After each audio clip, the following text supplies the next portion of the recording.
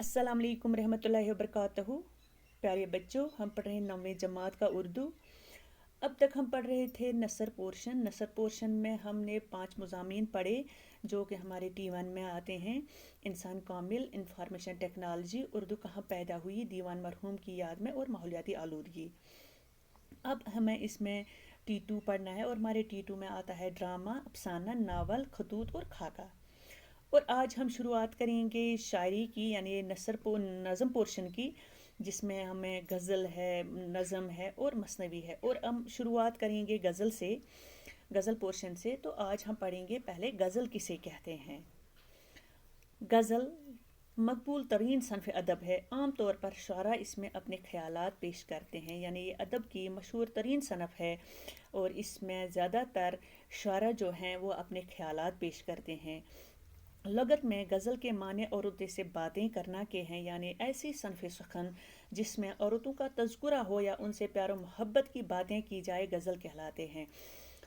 गज़ल कहलाता है। लगत यानी डिक्शनरी में गज़ल का जो माने है वो है औरतों से बातें करना या औरतों के मुतालिक बातें करना, यानी ऐसी सनफ़ जिसमें औरतों के मुतालिक बातें की जाए, औरतों के साथ प्यार और मोहब्बत की बातें की जाए, उसे गज़ल कहते हैं।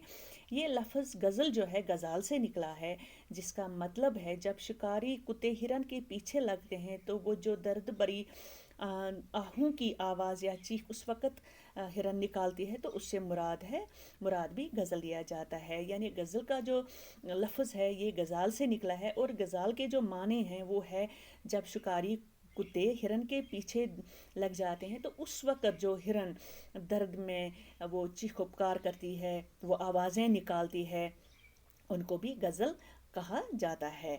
गज़ल में कम से कम 5 इशार होते हैं और ज़्यादा की कोई तादाद मुकर्रर नहीं, यानी गज़ल में कम से कम जो इशार होते हैं वो 5 होते हैं और ज़्यादा से ज़्यादा की कोई मकदार मुकर्रर नहीं है। गज़ल के पहले शार को मतला कहते हैं।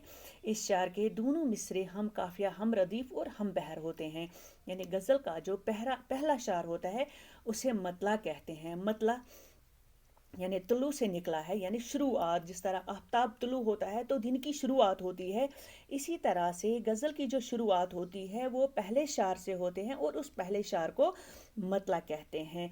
लेकिन उसके लिए ये ज़रूरी है कि ये जो पहला शार है इसके जो दोनों मिसरे होते हैं वो आपस में हम काफिया, हम रदीफ और हम बहर होने चाहिए, यानी इसका जो काफिया और रदीफ होता है यानी ये हम बहर होने चाहिए, ये ज़रूरी है।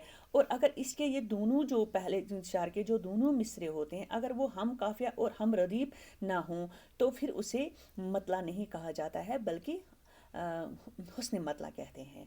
यानी गज़ल का जो पहला शार है उसके लिए ज़रूरी है कि वो हम वज़न हों, हम रदीफ हों और हम काफिया हों। और अगर ऐसा ना हो, यानी ये पहला शार के जो दोनों मिसरे होते हैं अगर ये आपस में हम काफिया, हम रदीफ और हम बहर ना हो तो फिर उसको मतला नहीं बल्कि हुस्न मतला कहते हैं, ये बात याद रखना।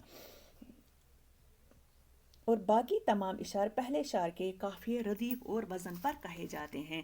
और गज़ल के जो पहला शार है वो हम काफ़िया, हम रदीफ और हम बहर होते हैं और बाकी जो शार कहे जाते हैं या लिखे जाते हैं वो फिर इसी काफ़िए और रदीफ और वज़न पर कहे जाते हैं। गज़ल के हर शार में एहसास या इंसान का तजुर्बा मौजूद होता है, यानी गज़ल का जो हर शार होता है उसमें शायर अपने एहसास या अपने तजुर्बे लिखता है, बयां करता है। गज़ल के हर शार का मौजू मुख्तलिफ होता है, यानी गज़ल का जब हम पढ़ेंगे ना तो आप इसमें देखेंगे उसका हर शार जो होता है उसका मुख्तलिफ माने होता है। तो कभी शायर अपने महबूब की तारीफ़ करता है, कभी उनके मुलाकात की बातें करता है। एक शायर में मुलाकात की बातें करता है तो दूसरे शायर में दुख बयां करता है कि बरसों से हम अपने महबूब से नहीं मिले हैं। यानी कि गज़ल का जो हर शार होता है वो अलग होता है, उसका अलग माने होता है, अलग मौजू होता है। और अगर कोई गज़ल एक ही मौजू पर लिखी जाए तो उसे गज़ल मुसलसल कहते हैं, यानी अगर कोई गज़ल एक ही मौजू पर लिखी जाए या कही जाए तो ऐसी गज़ल को गज़ल मुसलसल कहते हैं। गज़ल के लिए कोई मजमून या मौजू की कैद नहीं होती, यानी गज़ल के लिए कोई मजमून या मौजू की कैद नहीं होती, यानी किसी एक ही मजमून पर लिखी जा सकती है या किसी एक ही یعنی اس کے لیے کوئی پابندی نہیں ہے، یعنی اس میں عشق حقیقی یا عشق مجازی کسی طرح کا بھی موضوع شامل ہو سکتا ہے۔ اس میں ہر قسم کے خیالات سما سکتے ہیں، یعنی غزل میں اتنی وسعت ہوتی ہے، اس میں ہر طرح کے خیال کو پیش کیا جا سکتا ہے۔ غزل کا جو آخری شعر ہے جس میں شاعر اپنا تخلص استعمال کرتا ہے اسے مقطع کہتے ہیں، یعنی غزل کا جو آخری شعر ہوتا ہے اس کو مقطع کہتے ہیں۔ مقطع قطع سے نکلتا ہے، یعنی قطع کا مطلب ہے خاتمہ، یعنی یہاں پر غزل کا اختتام ہوتا ہے، تو ایسے شعر کو مقطع کہتے ہیں۔ اور اس شعر میں عموماً جو شاعر ہوتا ہے وہ اپنا تخلص استعمال کرتے ہیں، یعنی تخلص کسے کہتے ہیں، یعنی ایک چھوٹا نام ہوتا ہے، جس طرح سے میر تقی میر ہے تو وہ میر لکھتے ہیں، مرزا اسد اللہ خان غالب نام ہے تو وہ غالب اپنا نام اپنی شاعری میں استعمال کرتے ہیں تخلص کے طور پر۔ تو یہ چھوٹا نام جو ہے، چھوٹا کلمہ، یہ کلمہ جو ہوتا ہے یہ شاعر اپنے تخلص کے طور پر استعمال کرتے ہیں اپنے اس غزل کے آخری شعر میں۔ تو جس شعر میں یہ شاعر اپنا تخلص استعمال کرتے ہیں تو اس شعر کو مقطع کہتے ہیں، اور یہ غزل کا آخری شعر ہوتا ہے۔ اور کبھی کبھی کیا ہوتا ہے کہ غزل کا جو یہ آخری شعر ہوتا ہے، اگر شاعر اس میں اپنا تخلص استعمال نہ کرے تو اسے مقطع نہیں کہا جا سکتا ہے، اسے صرف آخری شعر کہتے ہیں۔ یعنی اگر غزل کا آخری شعر ایسا ہو جس میں شاعر نے اپنا تخلص استعمال نہ کیا ہو تو ایسے شعر کو ہم مقطع نہیں کہتے ہیں بلکہ صرف آخری شعر کہہ سکتے ہیں، آخری شعر کہیں گے۔ اسی طرح سے اگر غزل کے پہلا جو شعر ہوتا ہے اس کے دونوں مصرے آپس میں ہم وزن، ہم ردیف اور ہم قافیہ نہ ہوں تو پھر اسے مطلع نہیں بلکہ حسن مطلع کہتے ہیں۔ تو باقی انشاءاللہ اگلی کلاس میں پڑھیں گے، تب تک کے لیے اللہ حافظ۔